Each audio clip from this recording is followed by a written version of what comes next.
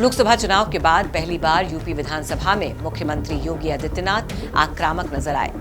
योगी ने अपने भाषण के जरिए अपने गर्म तेवर दिखाते हुए अपनी बात को मजबूती से सदन में रखा। अनुपूरक बजट पर बोलते हुए सीएम योगी ने एक साथ समाजवादी पार्टी और अपनी पार्टी के भीतर के विरोधियों को सीधा संदेश दिया, क्योंकि उत्तर प्रदेश में चल रहे सियासी गतिरोध के बाद अब तक यही माना जा रहा था कि मुख्यमंत्री योगी आदित्यनाथ बैकफुट पर हैं। इसकी दो वजहें भी बताई जा रही थी। पहली वजह पार्टी के भीतर ही योगी को अंदरूनी विरोध का सामना करना पड़ रहा है। दूसरी वजह लोकसभा चुनाव में बेहतरीन परफॉर्मेंस के बाद समाजवादी पार्टी योगी आदित्यनाथ पर हमलावर होना बताया गया। लेकिन यूपी विधानसभा में दिए गए मुख्यमंत्री योगी आदित्यनाथ के बयानों ने सभी अटकलों को सिरे से खारिज कर दिया। साथ ही समाजवादी पार्टी को पटकनी देते हुए उसकी बोलती भी बंद कर दी। वहीं मुख्यमंत्री योगी आदित्यनाथ के बयानों को लेकर यूपी की सियासत में हलचल मची है, क्योंकि जब से लोकसभा चुनाव के नतीजे आए हैं, हर नेता के बयान के मायने तलाशे जा रहे हैं। बयानों की कड़ी से कड़ी जोड़ी जा रही है, अटकलें लगाई जा रही हैं और अंदेशों का बाजार गर्म है। ऐसे ही विधानसभा के मानसून सत्र के आखिरी दिन सीएम योगी ने प्रतिष्ठा और नौकरी वाला जो बयान दिया, उसके भी कई मायने निकाले जा रहे हैं। मैं यहाँ नौकरी करने नहीं आया हूं, कतई नहीं। मैं यहां पे इस बात के लिए आया हूं कि अगर वो करेगा तो भुगतेगा भी फिर, और इसीलिए मैं यहां पे आया हूं कि हम लोग उससे लड़ेंगे। ये लड़ाई हमारी सामान्य लड़ाई नहीं है, ये प्रतिष्ठा की लड़ाई भी नहीं है। मुझे प्रतिष्ठा प्राप्त करनी होती है तो मुझसे से ज्यादा प्रतिष्ठा अपने मठ में मिल जाती है, कोई आवश्यकता नहीं मेरे लिए। लेकिन इस प्रकार के गुमराह भरे तथ्यों को लेकर क्या बातें हैं आप लोग बोलते हैं, इस प्रकार के अनावश्यक बातों की तरफ आप ध्यान आप इस प्रकार की चर्चाएं करते हैं। लेकिन मैं कहना चाहूंगा, और अंत में मैं केवल एक ही बात कहना चाहूंगा, एक काट की हंडिया बार बार नहीं चढ़ने वाली है, तो उसका समय पूरा हो गया है, अब नहीं चलने वाला। अखिलेश यादव ने सीएम योगी आदित्यनाथ के इस बयान को दिल्ली के प्रति गुस्सा बता दिया और पूछा कि इनकी प्रतिष्ठा को किसने ठेस पहुंचाई है।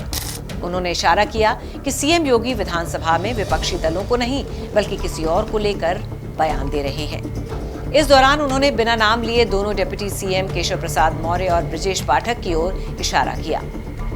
अखिलेश यादव ने सोशल मीडिया साइट एक्स पर लिखा, दिल्ली का गुस्सा लखनऊ में क्यों उतार रहे हैं? सवाल ये है कि इनकी प्रतिष्ठा को ठेस किसने पहुंचाई?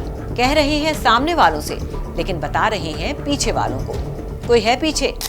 आपको बुलडोजर से डर लगता है, लेकिन ये निर्दोष के लिए नहीं है, उन्हीं अपराधियों के लिए है जो प्रदेश के नौजवानों के भविष्य के साथ खिलवाड़ करते हैं, जो प्रदेश के व्यापारी और बेटी की सुरक्षा में सेंध लगाने का काम करते हैं, जो प्रदेश के अंदर अराजकता पैदा करके सामान्य लोगों का जीना हराम करते हैं। मेरा दायित्व बनता है। कल की जो गोमती नगर की घटना है, उस घटना में भी हम लोगों ने जवाबदेही तय की है। उसके अपराधियों की सूची भी मेरे पास आई है।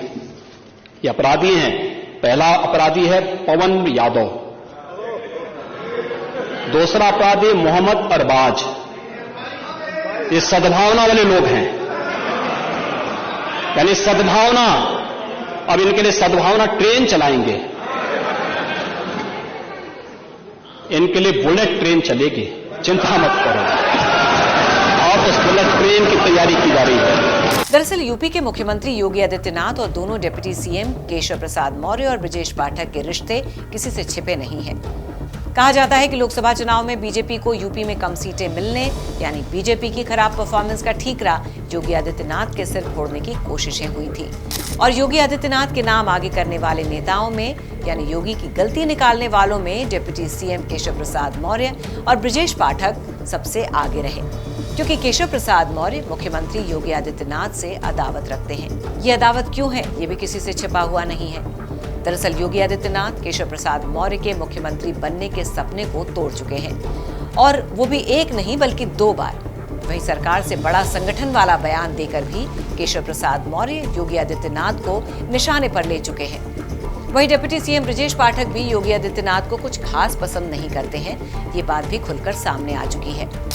आपको याद होगा कि यूपी में मिली हार के बाद जब योगी आदित्यनाथ हर जिले में घूम घूम कर बीजेपी नेताओं के साथ बैठक कर रहे थे, हार की वजह तलाश रहे थे, उन बैठकों में केशव प्रसाद मौर्य के साथ ब्रजेश पाठक भी नदारद रहे। इस नाराजगी को अखिलेश यादव बखूबी जानते हैं। इसलिए विधानसभा में दिए गए मुख्यमंत्री योगी आदित्यनाथ के बयान को केशव प्रसाद मौर्य और ब्रजेश पाठक से जोड़ रहे हैं। दरअसल सदन में सत्ता पक्ष और विपक्ष के बीच काफी बहस हुई। जहां लखनऊ के गोमती नगर का मामला छाया रहा, तो यूपी में बढ़ते भ्रष्टाचार और अपराध को लेकर भी विपक्ष ने योगी सरकार को घेरने की कोशिश की। वहीं मुख्यमंत्री योगी ने लॉ एंड ऑर्डर से समझौता नहीं करने के अपने पुराने स्टैंड को फिर से मजबूत किया। इतना ही नहीं, योगी विधानसभा में मुस्लिम और यादव को निशाने पर लेकर समाजवादी पार्टी की गोलबंदी करते दिखे। यूपी की हर खबर देखने और उनसे अपडेट रहने के लिए हमारे चैनल श्रेष्ठ यूपी को सब्सक्राइब और लाइक करें। साथ ही बेल आइकन को दबाना ना भूलें, जिससे हमारे हर वीडियो की जानकारी आप तक पहुंचती रहे।